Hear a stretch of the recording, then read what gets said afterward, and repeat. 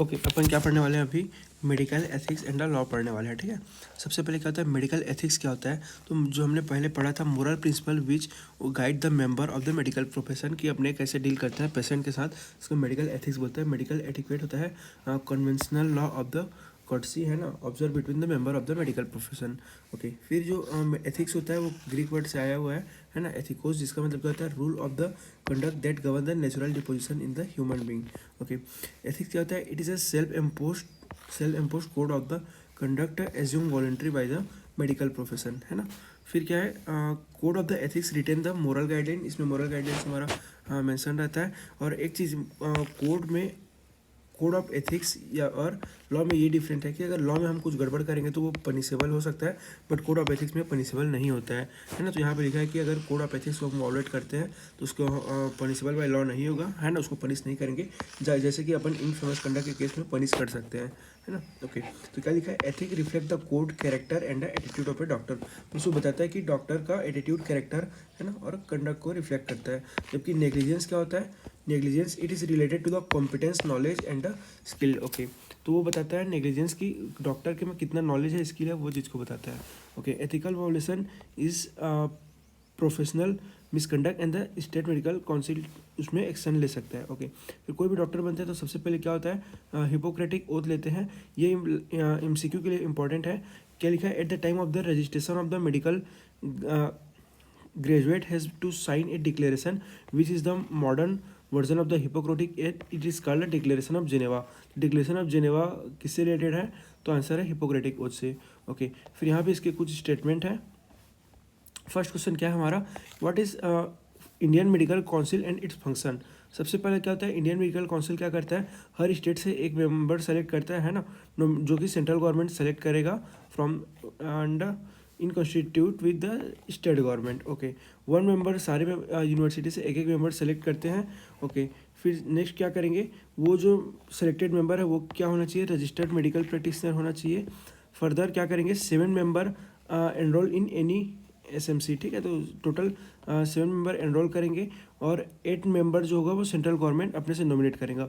फिर उन मेंबर में से प्रेसिडेंट और वाइस प्रेसिडेंट अपने को सेलेक्ट करना होगा। फिर यहाँ पे क्या लिखा है? Executive committee constitute from the among the member comprising of the president, vice president और 7 से 10 मेंबर उसमें होने चाहिए। Okay, the term of the office ये क्या होता है? 5 ईयर के लिए होते हैं पर इस मेंबर, फिर उसके बाद री इलेक्ट करेंगे।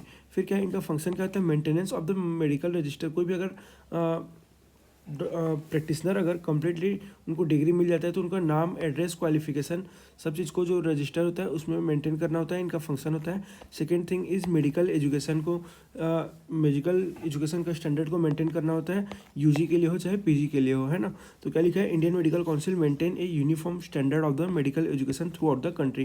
भले ही सिलेबस थोड़ा अलग हो सकता है ना, ड्यूरेशन सारा चीज़ थोड़ा बहुत डिफर कर सकता है, ओवरऑल सेम रहता है। ओके, नेक्स्ट इसका है recognition of the medical college. तो मेडिकल कॉलेज को हम लोग 3 शेड्यूल के अंदर डिवाइड कर दिए हैं।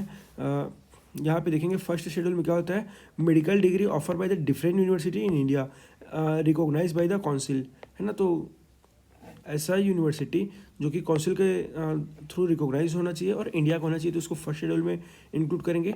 सेकेंड शेड्यूल में different university outside the India recognise by the council. और थर्ड का ए में जो हमारे अदर देन इंडस्ट्री, है ना, जो कि मेंशन नहीं है फर्स्ट शेड्यूल में, जो हमारे इंडिया में है तो उनको थर्ड ए में करेंगे। और थर्ड बी में इंडिया के आउटसाइड ऑफ द इंडिया जो कि मेंशन नहीं है उनको शेड्यूल थर्ड बी में करेंगे, है ना। फिर है अपीलेट ट्रिब्यूनल। क्या होता है? अपील अगेंस्ट एनी, अगर कोई भी डिसिप्लिनरी एक्शन होता है अगेंस्ट, तो उसको हम लोग SMC में रजिस्टर कर सकते हैं, that is state medical council में। Next is disciplinary control. क्या होता है? तो ये जो हमारा SMC है इसका काम होता है कि डिसिप्लिनरी एक्टिविटी को कंट्रोल करना।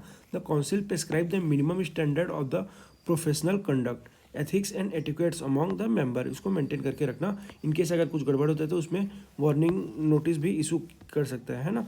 Okay, next is what is the constitution and function of the state medical council. अभी हमने क्या पढ़ा था? इंडियन मेडिकल काउंसिल का देखा था। तो स्टेट मेडिकल काउंसिल का भी सेम फंक्शन होता है प्रोबेबली। क्या लिखा है? It consist of the member of the elected RMP। वही है कि रजिस्टर्ड मेडिकल प्रैक्टिशनर से मेंबर इलेक्ट करेंगे, है ना, जिसको स्टेट गवर्नर हमारा नॉमिनेट करेगा, उनमें से अपन प्रेसिडेंट और वाइस प्रेसिडेंट सिलेक्ट करेंगे। फंक्शन देखेंगे, maintenance of the medical register, है ना, getting the name of the temporarily register in the SMC to pursue internship. Okay, permanent registration number is allotted to him. ठीक है, तो पहले internship करेंगे, अगर वो प्रॉपरली अगर कंप्लीट हो जाएगा तो उनको फिर परमानेंटली रजिस्टर कर लेंगे। सेकेंड थिंग इज क्या, उनका एक कभी भी होता है, नीड होता है, तो फाइनली क्या होता है कि रजिस्ट्रेशन नंबर जो होता है वही स्पेसिफाई करता है, उनके रिफ्लेक्ट करता है उनको। और डिसिप्लिनरी एक्शन और कंट्रोल कि क्या लिखा है, action is purely the function of the SMC, है ना, डिसिप्लिनरी एक्टिविटी को मेंटेन करना और वार्निंग नोटिस इशू करना पीरियडिकली अगर कुछ गड़बड़ होता है तो। फिर अपने को पढ़ना है इनफेमस कंडक्ट्स। इनफेमस कंडक्ट क्या होता है और क्या क्या इसके पनिशमेंट होते हैं। डाइकोटोमी क्या होता है, कवरिंग क्या होता है। डाइकोटोमी को अपन बोलते हैं सीधी सी बात फी स्प्लिटिंग। अगर इन केस हम कभी रिफ़र करते हैं और उससे सामने वाले से कुछ पैसे लेते हैं तो उसको हम लोग फी स्प्लिटिंग बोलते हैं, डाइकोटोमी बोलते हैं। ओके, सबसे पहला इनफेमस कंडक्ट। इनफेमस कंडक्ट में अपने को 2 वर्ड याद रखना है, that is disgraceful and dishonourable. तो ऐसा act, any act done by the registered medical practitioner, है ना, which is considered to be disgraceful and dishonourable by the professional colleague of the good reputation. इसके अंदर आते हैं, सबसे पहले अपने को क्या क्या आएगा, 6A याद रखना है, ठीक है। तो 6A में क्या होगा, एबॉर्शन, फिर एडल्ट्री होगा, एडिक्शन होगा और एडवर्टाइजिंग होगा। ओके, फिर आता है हमारा एल्कोहल और एसोसिएशन। ओके, तो ये हो गया हमारा मिस फेमस इन कंडक्ट के 6 पॉइंट। फिर हमारा आता है नेक्स्ट 7 में होता है डाइकोटोमी, जिसको अभी हमने बताया फी स्प्लिटिंग, कि बेनिफिट के लिए रेफर करना पेशेंट को या फिर पर्टिकुलर चीज़ को प्रिस्क्राइब करना, है ना, और फिक्स शॉप में भेजना, ये सारी चीज़ हमारे डाइकोटोमी के अंदर आ जाएगा। फिर क्या है, कवरिंग, असिस्टिंग और associated with the unqualified person, है ना। कभी होता है कि हॉस्पिटल में अनक्वालिफाइड पर्सन को अपने साथ रख लेते हैं सिखाने के लिए या फिर उनके थ्रू काम कराया जाता है, तो वो उसको वो कवरिंग के अंदर आ जाएगा, जो कि मिस फेमस इन कंडक्ट है। और violation of the any provision of the act which govern the medical profession which is in force from time to time, है ना। तो कोई भी वॉलेशन करना प्रोविजन एक्ट को, और फिर फॉल्स सर्टिफिकेट देना, तो अगर फॉल्स सर्टिफिकेट इशू करते हैं तो वो भी पनिशेबल होता है। ओके, और इसके लिए कुछ टर्म एंड कंडीशन होते हैं कि कोई भी डॉक्टर तभी सर्टिफिकेट इशू कर सकता है जब वो पेशेंट को ट्रीट किया रहता है तभी, है ना। और अगर मेडिकल सर्टिफिकेट देता है ना, सिकनेस के केस में, तो नॉट वो 15 दिन से ज़्यादा का नहीं होना चाहिए। और अगर ओपीडी में ही ऑनली ट्रीट किया है पेशेंट को तो ओपीडी ऑनली प्रॉपर उसमें मेंशन करना होगा, है ना। Do not issue the certificate to unknown person, को सर्टिफिकेट इशू नहीं करेगा अंटिल वो पर्सन जो है उसमें प्रॉपर अपना नाम साइन प्रॉपर उसमें अगर डिटेल नहीं लिखा हुआ है तो। ओके, और कोई भी डेथ सर्टिफिकेट जैसे बनाते हैं, है ना, तो डेथ सर्टिफिकेट में डेड बॉडी को प्रॉपर एग्जामिन करना है, उसके बाद सर्टिफिकेट इशू करना है, ना कि ओल्ड ट्रीटमेंट या फिर हियर से इन्फॉर्मेशन, है ना, सुना हुआ इन्फॉर्मेशन या फिर रिसेंट पास्ट के ट्रीटमेंट के अकॉर्डिंग इसके अकॉर्डिंग उनको जो भी रिपोर्ट क्रिएट नहीं करना है, प्रोवाइड नहीं करना है। नेक्स्ट इज नोटिफिकेशन, नोटिफाई करना है ना, नोटिफाई करना है बर्थ डेट या फिर इन्फेक्शंस को। अगर डॉक्टर नहीं नोटिफाई कर पाता है तो उस केस में वो भी हमारा मिस फेमस इस इन कंडक्ट के अंदर आ जाएगा, है ना। उसके बाद क्या है, इनफेमस मिसकंडक्ट के अंदर आ जाएगा। फिर with holding the information about the notifiable disease की अथॉरिटी को इन्फॉर्म करना है। और अगर रिलीजन के बेसिस में ट्रीटमेंट के लिए रिफ्यूज़ करते हैं तो वो भी हमारा पनिशेबल होगा।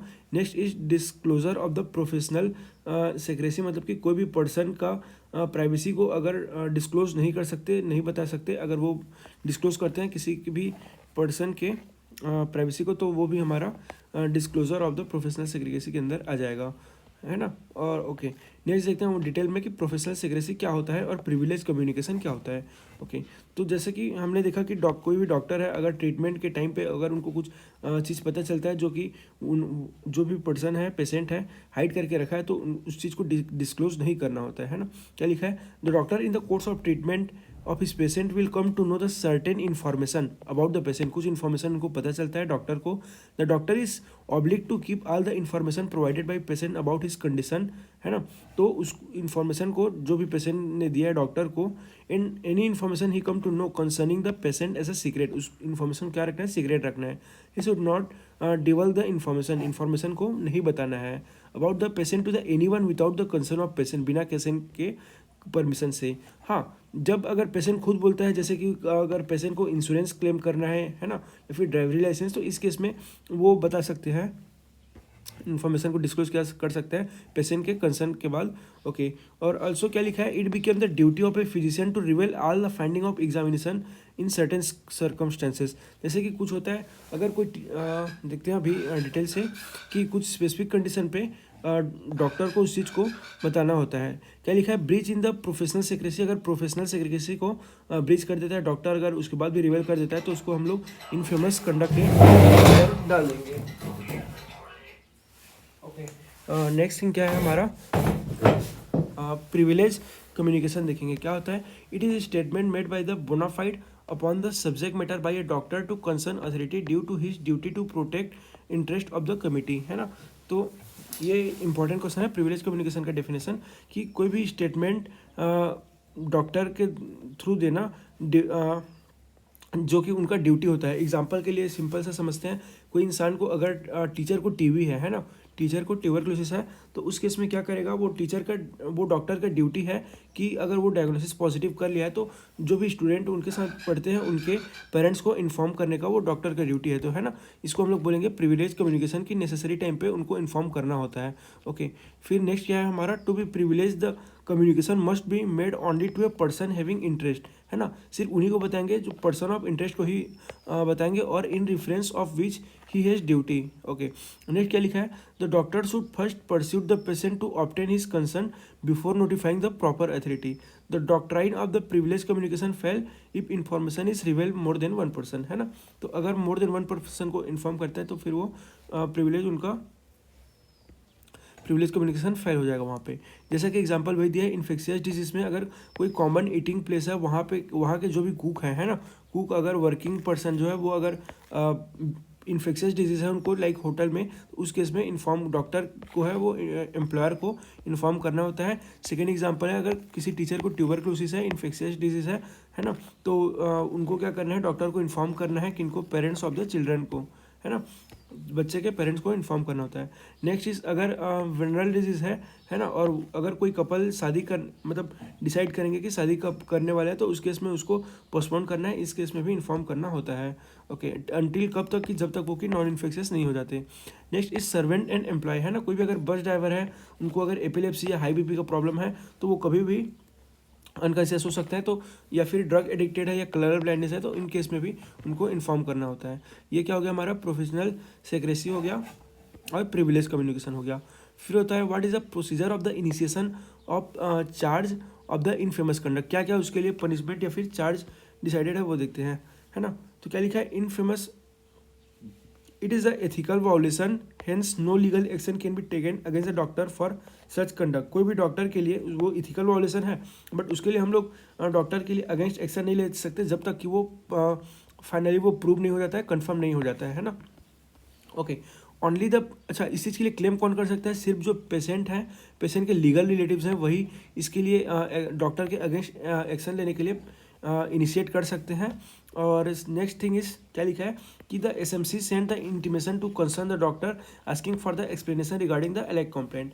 तो अगर कोई पेशेंट के फैमिली डॉक्टर के अगेंस्ट कंप्लेंट फाइल करते हैं, तो इस जो स्टेट मेडिकल काउंसिल होता है, डॉक्टर को नोटिस भेजते हैं और उनको बोलते हैं, अगर डॉक्टर इंस्टीट्यूट में रिप्लाई देते हैं और सेटिस्फैक्ट्रीली अपना अगर एक्सप्लेन करते हैं कि कंडीशन को, और उनसे ये मिलता है कि उनका अगर गलती नहीं है, तो उनको पनिश नहीं किया जाएगा, है ना, उसको हम लोग डिसमिस कर देंगे। और अगर डॉक्टर को इनकेस अगर गिल्ट फील होता है ना, कि उन्होंने अगर कुछ क्राइम या फिर गलती किया है, गिल्ट होते हैं उनके लिए, तो उन केस में उनको पनिश कर सकते हैं। इसके लिए हम लोग 5, 7 या 9 मेंबर के टीम जो भी है फॉर्म करते हैं, और वो मिल के डिसीजन लेते हैं। यहाँ पे एग्जीक्यूटिव कमेटी जो है पहले डॉक्टर को समन करेगा, है ना, पर्सनल इंक्वायरी के लिए बुलाएंगे at a particular date and a time with जो भी डॉक्यूमेंट, नेसेसरी डॉक्यूमेंट है उसके साथ, and the doctor send a representative with authorisation भी सेंड कर सकते हैं इंक्वायरी के टाइम पे।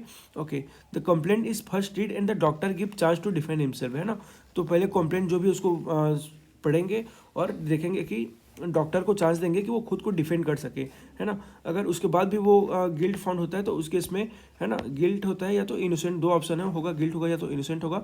गिल्ट होगा तो उस केस में उनको हम लोग पनिश कर सकते हैं। इनके भी 3 टाइप के हो सकते हैं पनिशमेंट जो हम लोग डिसाइड करेंगे।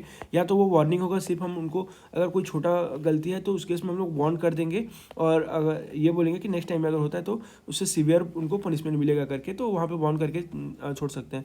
या तो टेम्परेरीली इरेज कर सकते हैं, दैट इज़ 2 मंथ से लेकर के 5 साल तक के लिए हम लोग डॉक्टर का लाइसेंस जो है उसको इरेज कर सकते हैं उनके नेम को। या तो फिर अगर कोई बड़ा गलती होता है उस केस में हम परमानेंटली इरेज कर दिया जाता है, जिसको हम लोग प्रोफेशनल डेथ सेंटेंस बोलते हैं, है ना, लाइक रेप हो गया या फिर मर्डर हो गया इस केस में। ओके, फिर नेक्स्ट क्वेश्चन क्या है, वार्निंग और वार्निंग नोटिस क्या होता है। तो वार्निंग क्या है, minimum punishment for the doctor, है ना, मिनिमम पनिशमेंट होता है डॉक्टर के लिए, है ना, जिसमें हम लोग क्या करते हैं कि कोई भी मिस फेमस इन कंडक्ट होता है तो उसमें हम लोग स्टेटमेंट दे करके डॉक्टर को भेज देते हैं। या और नेक्स्टली वो अगर वो नेक्स्ट टाइम सीवियर होगा तो उस केस में इरेज कर दिया जाएगा नेम। और वार्निंग नोटिस में हम लोग क्या करते हैं, मिस फेमस इन कंडक्ट का जो पनिशमेंट होता है उसको बोलेंगे। मतलब कि वार्निंग में सिर्फ हम स्टेटमेंट देकर के छोड़ देंगे, कोई पनिशमेंट नहीं देंगे, बट इसमें अप्रोप्रिएट इंक्वायरी करेंगे और based on the activity appropriate punishment भी देंगे, है ना। बट इसका जो मिस फेमस इन कंडक्ट के अकॉर्डिंग इसका जो लिस्ट होता है वो कंप्लीट नहीं है, क्योंकि डिफरेंट टाइप ऑफ एक्टिविटीज़ हो सकते हैं। तो टाइम के साथ इसमें हम लोग ऐड भी कर सकते हैं उस पॉइंट को, जो भी इनफेमस कंडक्ट डॉक्टर ने किया है ना। ओके, नेक्स्ट इज क्या है, what is mention a few important act which govern the medical profession.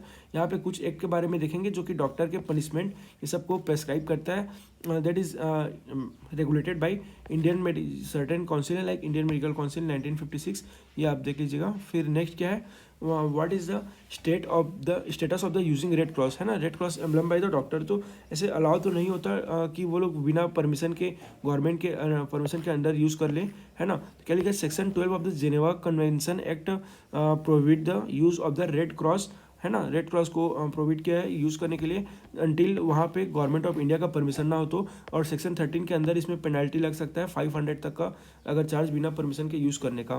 What is यूस्थेनिया, जिसको बोलते हैं हम लोग मर्सी किलिंग। अगर कोई पेशेंट है, कॉन्शियस है और उसको बहुत ज़्यादा पेन में है और उसको लग रहा है कि एक टाइम के बाद उनका डेथ हो ही जाएगा, तो उस केस में वो खुद से अगर मरना चाहेंगे तो उस केस को हम लोग मर्सी किलिंग बोलते हैं या यूथेंसिया बोलते हैं, है ना। यूथेंसिया क्या होता है, ग्रीक वर्ड से आया है जिसका मतलब क्या होता है, गुड डेथ, है ना। यूस्थेनिया को और यूथेंसिया को हम लोग मर्सी किलिंग भी बोलते हैं, जिसको सुसाइड के लिए एड करना, या फिर क्या लिखा है, एड इन डाइंग। ओके, डेफिनेशन पढ़ते हैं, इन्फ्लिक्शन of the painless form of death individual suffering from the severe incurable disease, है ना। कभी भी सीवियर या इनक्यूरेबल डिजीज या फिर इंट्रैक्टेबल पेन, बहुत ज़्यादा पेन में रहता है तो उस केस में वो खुद से पेनलेस डेथ लेने का ट्राई करते हैं। कॉमनली इसमें हम लोग हाई डोज ऑफ ओपियम देते हैं। देखते हैं क्या होता है, इसके टाइप देखते हैं। सबसे पहले होता है वॉलंट्री। वॉलंट्री मतलब क्या होता है, the patient give concern to and his suffering, है ना, पेशेंट खुद से कंसर्न देता है कि वो मरना चाहता है। सेकेंड थिंग क्या होता है, नॉन वॉलंट्री, है ना, it is not a position, जब पेशेंट खुद देने की हालात में नहीं रहता है, as in case of the, जैसे कि कोमा के केस में होता है। Third is the involuntary. Involuntary क्या होता है, डिसीजन जो होता है वो सोसाइटी डिसाइड करता है टर्मिनेट करने के लिए, as in the life span of individual, it is done against the will and the concern of individual. यहाँ पे पेशेंट के विल और कंसर्न के अगेंस्ट होता है ना। आइदर इसको डिसाइड कौन करेगा, रिलेटिव्स उनके करेंगे या फिर जो भी हेल्थ अथॉरिटी है वो डिसाइड करेंगे। जैसे कि क्या लिखा है यहाँ पे, अगर कोई एक पेशेंट इंडिविजुअल है ना, इंडिविजुअल को हाई रिस्क में है, इंडिविजुअल हाई रिस्क में है, डेड और डेंजरस डिजीज है ना, उस केस में कर सकते हैं। नेक्स्ट है क्लासिफिकेशन देखेंगे यूथेंसिया का। तो पहला होता है एक्टिव होता है, पैसिव होता है। एक्टिव मतलब क्या होगा, inflicting death by acting commission, है ना। तो इसमें क्या करेंगे, जैसे high dose of the morphine दे देते हैं, हाई डोज ऑफ मॉर्फिन दे देंगे, इसको क्या बोलेंगे, एक्टिव, क्योंकि एक्टिवली हमने उनको मारा है। नेक्स्ट क्या होता है पैसिव। पैसिव में क्या करेंगे, जो लाइफ सपोर्टिंग सपोर्ट है जैसे वेंटिलेशन है उसको हटा देंगे तो वो पैसिव के अंदर आ जाएगा। नेक्स्ट क्या है पीडियाट्रिक्स देखेंगे, टू द सीरियसली सिक और डिफॉर्म इन्फेंट है ना। अगर कोई बच्चा है जो बहुत ज़्यादा बीमार है या फिर बहुत ज़्यादा उनको कंजेनाइटल एनोमलीज है, उस केस में वो अपन यूथेंसिया कर सकते हैं। नेक्स्ट जीडियाट्रिक्स के केस में अगर वो कम्प्लीटली बेड रिडेन है या फिर हाईली एज है या सीरियसली सीक है, उस केस में कर सकते हैं। नेक्स्ट होता है बैटल फील्ड में, कि कोई भी बैटल फील्ड में मतलब उनके जो भी साथ में रहते हैं वो उनको, ताकि वो ओपोनेंट या एनिमी के साथ पकड़ा ना जाए और टॉर्चर ज़्यादा ना हो करके भी बैटल फील्ड में किया जाता है। ओके, नेक्स्ट क्या है लीगल स्टेटस। इंडिया में क्या स्टेटस है इसका, तो पहला चीज़ यूथेंसिया हमारे इंडिया में लीगलाइज नहीं है। इसको और क्या बोल सकते हैं, चार्ज ऑफ कजिंग मर्डर है ना, या फिर मैनस्लॉटर और एबेटमेंट ऑफ द सुसाइड बोलते हैं इसको, और ये हमारे इंडिया में अलाउ नहीं है। अकॉर्डिंग टू इंडिया का जो आर्टिकल 21 है ये बोलता है कि राइट टू लाइफ, जिंदा रहने का अधिकार है मगर मरने का अधिकार नहीं है ना। तो सुप्रीम कोर्ट व्यू के अकॉर्डिंग क्या बोलता है कि पैसिव वॉलंटरी यूथेंसिया होता है ना, कैन बी विजुलाइज, जो कि आर्टिकल 21 के अंदर होता है कॉन्स्टिट्यूशन के। नेक्स्ट क्या लिखा है, the right of person liberty include the freedom to die without dignity. Okay, फिर हम लोग देखेंगे यहाँ पे no doctor in any situation can encourage, है ना, बट इस चीज़ को कोई भी डॉक्टर को इनकरेज नहीं करना होता है एज ए ह्यूमैनिटेरियन ग्राउंड। फिर नेक्स्ट क्वेश्चन है हमारा मेलिंगरिंग क्या होता है ना, मेलिंगरिंग को हम लोग सेमिंग भी बोलते हैं। प्लान फिजन और प्रिटेंडिंग, बीमार ना होने के बाद भी बीमार जैसा दिखाना, है ना। तो ऐसा कौन कौन से केस में करते हैं, नॉर्मली पुलिस या फिर सोल्जर करते हैं ड्यूटी से छुट्टी लेने के लिए। और सेकेंड होता है प्रिजनर, है ना, to avoid the hard work. Prison जो कैदी रहते हैं वो लोग हार्ड वर्क से बचने के लिए कर सकते हैं। बिजनेसमैन जो होता है बिजनेस कॉन्ट्रैक्ट के लिए बचने के लिए। और वर्कमैन जो होता है कंपनसेशन क्लेम करने के लिए। क्रिमिनल जो होता है लीगल रिस्पॉन्सिबिलिटी से बचने के लिए कर सकते हैं, है ना। तो किस चीज़ का यहाँ पे मतलब वो लोग एक्टिंग करेंगे, लाइक आर्टिफिशियल ब्रूइज का कर सकते हैं। और इसको अल्फ़ाबेट वाइज हम लोग याद रखेंगे। A for artificial bruise, B for back pain that is sciatica, C for colic pain that is abdominal one, and D for dyspepsia, and E for epilepsy. और फिर दो ऑप्थेलिया है, इसको याद कर लेना, है ना। तो ये सारे डिजीज का वो लोग मिमिक करने का, कॉपी करने का ट्राई करते हैं। एंड द इंडिविजुअल में do some of the commission to same a disease, है ना। तो क्या क्या करेंगे, जैसे कि खुद के नेसोफेरिंग्स में कोई भी शार्प इंस्ट्रूमेंट से इंजर्ड कर देंगे और जो भी ब्लड उसमें से निकलेगा उसको स्वालो कर लेंगे और उसको हिमेटेमेसिस दिखाएंगे, है ना, डॉक्टर के सामने। सेकेंड क्या होता है, excessive high dose of digitalis ले लेना, और फिर उससे क्या होता है वो हार्ट डिजीज को मिमिक करेगा। या फिर eating the large amount of carrot ले लेना, है ना, तो वो कैरोटिनीमिया करेगा या फिर वो जॉन्डिस स्टिमुलेट कर सकता है। Next is chronic injection of the coumarin will induce the hemorrhagic diathesis करा सकता है। डायग्नोसिस करेंगे, डिटेक्शन जो होता है इसका इजी होता है कभी कभी और टफ भी होता है। तो based on the sign symptom will not confirm in any known disease the patient. इसका सबसे बेस्ट तरीका कौन सा होता है डायग्नोसिस का, patient under the observation and watching him without his knowledge. Patient को बिना बताए हम उनको ऑब्जर्व करेंगे, ये इसका बेस्ट मेथड होता है। ओके, लेट्स समराइज अभी तक हमने क्या क्या पढ़ा एक बार देखते हैं।